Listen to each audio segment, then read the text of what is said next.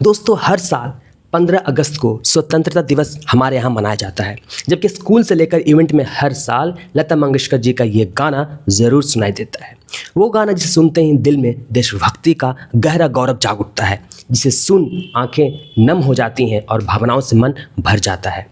इस गाने को पहली बार सुनकर पंडित जवाहरलाल नेहरू जी ने उनकी आंखें भर आई थीं और उन्होंने लता जी को अपने पास बुलाकर उनकी तारीफ़ की थी।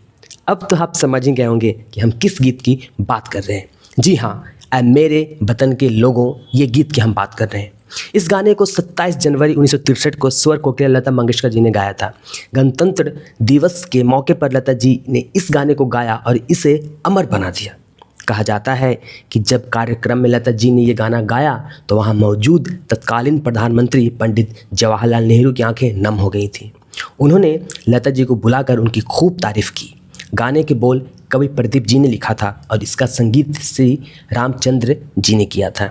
ये गाना 1962 के भारत चीन युद्ध को समर्पित था। इसकी एक इनसाइड स्टोरी भी है। लता मंगेशकर जी ने इस गाने से जुड़ा अपना अनुभव साझा करते हुए बोलती थी कि वह पहले इस गाने को गाने के लिए तैयार नहीं थी। उन्हें लगा था कि वह प्रधानमंत्री और राष्ट्रपति के आगे इस गाने को गा नहीं पाएंगी, लेकिन कवि प्रदीप को विश्वास था कि इस गाने के साथ लता ही इंसाफ कर सकती है। उन्हें अपने लिखे गाने पर पूरा यकीन था और ये बहुत अधिक लोकप्रिय भी होगा। लता जी ने एक इंटरव्यू में कहा था, ऐ मेरे वतन के लोगों को तैयार करने के लिए हमारे पास बहुत कम समय था। जल्दबाजी करने के बजाय मैं इससे अलग रहना चाहती थी, लेकिन प्रदीप जी ने कहा कि अगर मैं ऐ मेरे वतन के लोगों नहीं गाऊंगी तो वे इस विचार को रद्द कर देंगे।